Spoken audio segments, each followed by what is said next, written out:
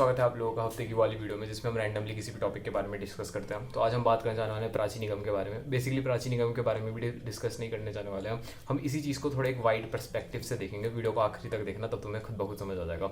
अब तुमने देखा ही होगा जो प्राची निगम जी हैं उन्होंने बहुत अच्छा करा, 95% लेकर आई यूपी बोर्ड एग्जाम में, एंड ये उनकी एक बहुत अच्छी खासी अचीवमेंट है, ठीक है।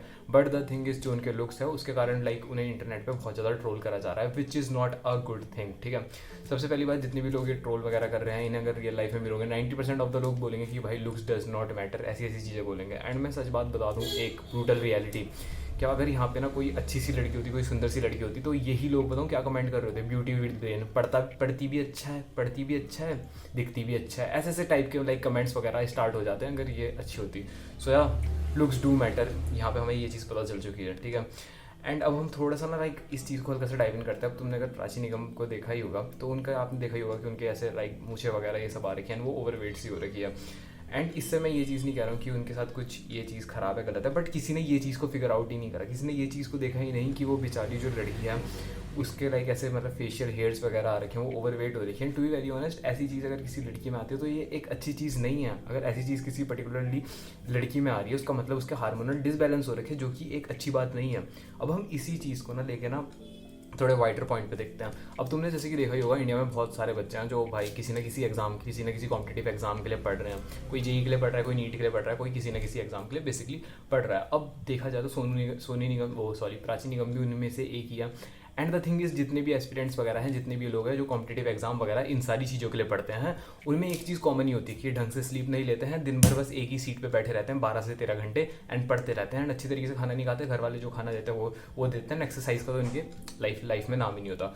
अब देखो मेरी एक बारी के लिए एक चीज़ सुनो, तुमने NIT निकाल लिया, तुम्हारा एम्स निकल लिया, तुमने भयंकर कॉम्पिटिटिव एग्जाम अच्छी तरीके से क्लियर कर लिया, ठीक है, इतनी सारी चीज़ें क्लियर कर ली, बट तुम खुद ब खुद सोचो अगर तुम अपने 25 तक आओगे एंड तब तुम्हें पता चलेगा कि तुम इनफर्टाइल हो, तुम्हें बहुत कुछ खतरनाक चीज़ हो रही है, तुम्हारा स्पर्म रेट खराब हो रखा है, तो तुम्हें तब कैसा लगेगा, ठीक है। मैं इसमें खाली प्राची निगम की बात नहीं कर रहा हूँ कि उनका क्या बोलता है ऐसी चीज़ देख के कि उनका ऐसे पर्टिकुलरली ऐसे बॉडी एंड फेस देख के उसके पता चलता है कि तुम्हारे उनमें हार्मोनल डिसबैलेंस है, इस चीज़ के बारे में बात नहीं कर रहा हूँ। यहाँ पे मैं हर एक एस्पिरेंट की बात कर रहा हूँ क्योंकि मोस्ट ऑफ देम, ठीक है, ऐसे ही पढ़ाई करते हैं भाई। लाइक क्या बोलते हैं, बहुत कम सोना एंड उसके बाद भयंकर एक ही चेयर पे भयंकर 12-13 घंटे बैठे रहना, एंड क्या बोलते हैं जो भी खाना आ रहा है उसे खा लेना, ये सारी की सारी चीज़ें। एंड इसके कारण है कि ये बहुत अनहेल्दी लाइफस्टाइल है, टू बी वेरी ऑनेस्ट। अगर देखो तुमने अपनी लाइफ में अचीव भी कर लिया, तुमने अपनी IIT अचीव कर ली, जो भी तुम्हें अचीव करना था तुमने वो चीज़ अचीव कर ली, बट तुम 25 तक की एज तक जब तक आओगे एंड फिर तब तुम्हें एक लाफा पड़ेगा जब तुम्हें पता चलेगा कि तुम इनफर्टाइल हो, तुम बच्चे नहीं कर सकते, तुम्हें पता ही डायबिटीज़ वगैरह ये सारी की सारी चीज़ें हो रही है, तब तुम्हारी IIT की डिग्री तुम्हें हेल्प करेगी, तुम्हारी ये सारी चीज़ें डिग्री की हेल्प, मतलब कोई भी चीज़ तुम्हें हेल्प करेगी? The answer is no. ये कोई भी चीज़ तब तुम्हें हेल्प नहीं करेगी, उल्टा तुम खुद ब खुद होपलेस हो जाओगे अपनी लाइफ को लेके कि भाई मेरे को ये चीज़ क्या हो गई है, मुझे एक ऐसी डिसीज़ हो चुकी है जो मुझे लाइफ लॉन्ग होती रहेगी। सो द थिंग इज, मैं इस पर्टिकुलर इस चीज़ से यही बोलना चाहता हूँ, if you are preparing for any type of competitive exam, तुम कुछ भी चीज़ कर रहे हो अपनी ज़िंदगी में, well and good, it is good thing, but try करो कम से कम 7 से 8 घंटे की नींद लो। अपनी नींद बेमतलब में त्यागो मत, क्योंकि वो बहुत अच्छी खासी रिकवरी देती है तुम्हें।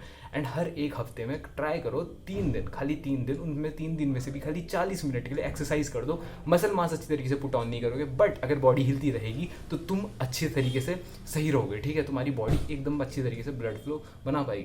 And on the other hand अगर हम देखा जाए तो घर वालों को थोड़ा सा प्रोटीन वगैरह इन सारी चीज़ों के बारे में हल्का समझाओ, उन्हें समझाओ कि हाँ भाई मुझे खाली ये कार्ब सोर्सेज मत दो खाने के लिए, कार्ब्स के साथ थोड़ा सा प्रोटीन भी दे दो, मतलब दाल चावल के साथ कुछ ऐसी चीज़ दे दो जो हाई इन प्रोटीन हो, फॉर एग्जांपल मीट हो गए, अंडे हो गए, या फिर दही अच्छे खासे अमाउंट में।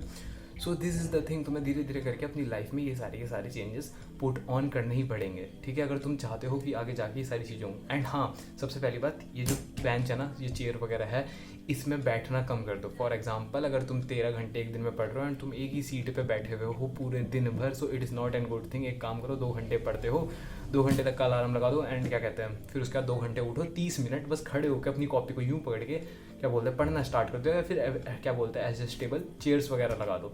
या फिर मैं क्या करता हूँ, मैं अपनी जो मेरा पर्टिकुलर टेबल है उसमें मैं एक ठाट सी, मतलब एक ऐसा टेबल सा ऊपर रख देता हूँ, एंड उसके बाद मैं अपना लैपटॉप रख देता हूँ, एंड देन मैं खड़े होकर उसमें काम करना स्टार्ट करता हूँ। तो इस वीडियो से मैं बेसिकली यही चीज़ कन्वे करना चाहता था कि जितने भी एस्पिरेंट्स बच्चे हैं, जितने भी कॉम्पिटेटिव एग्जाम के लिए जो भी बच्चा पढ़ रहा है, ये सब कर रहा है, द थिंग इज़ अपनी हेल्थ, अपनी फिटनेस पे भी हल्का फुल्का ध्यान दो। ज़्यादा ध्यान देने की जरूरत भी नहीं है भाई। देखो, अपने घर वालों को बोल दो कि भाई थोड़ा ऐसे ऐसे करके खाना बना दो, एंड क्या बोलते हैं, हफ्ते में भाई 3 दिन भयंकर 40 मिनट के, खाली 3 दिन 40 मिनट के वर्कआउट मार लो, दैट्स इट। अच्छा खासा बॉडी में फ्लो सर्कुलेशन रहेगा। हर एक दिन 7 से 8 घंटे की नींद ले लो, और क्या कहते हैं, पूरे दिन भर 13 घंटे भयंकर एक ही जगह सीट पे मत बैठो, 2 घंटे पढ़ो, आधे घंटे ऐसे हल्का चल चल के पढ़ो।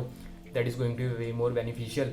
एंड द थिंग इज़, जितने भी लाइक एस्पिरेंट्स वगैरह है, जितने भी कॉम्पिटेटिव एग्जाम के लिए बैठ रहे हैं, जीट खासकर जेई नीट वगैरह, इन सब के लिए, सो तुम में से मोस्ट ऑफ द बच्चे क्या कहते हैं कि 15 या 16 साल के होंगे, क्योंकि इसी एज में बेसिकली तुम खुद ब खुद अपनी जेई नीट की प्रिपरेशन स्टार्ट करते हो। एंड यही तुम्हारा साल है जिसमें भाई तुम्हारी बॉडी अच्छी तरीके से ग्रो करती है, तुम्हारे स्केलेटन, ये सारी की सारी चीज़ें अच्छी तरीके से ग्रो कर रही होती है, ठीक है। एंड तुम्हारा डिक साइज, भाई इतनी सारी चीज़ें, मतलब लाइक तुम्हारी बॉडी उस समय अच्छी तरीके से ग्रो कर रही होती है। तो उस पर्टिकुलर पॉइंट पे तुम्हारी बॉडी को अच्छे खासी एक्सरसाइज वगैरह, अच्छा खासा ब्लड फ्लो, अच्छा खासा रिकवरी जो तुम्हें स्लीप से मिलेगी, अच्छा खासा खाना बहुत ज़्यादा इंपॉर्टेंट है। तो इन चीज़ों के ऊपर भी फोकस करो, ठीक है। So that was it for today's video. मिलते हैं अगली वीडियो में, तब तक के लिए बाय।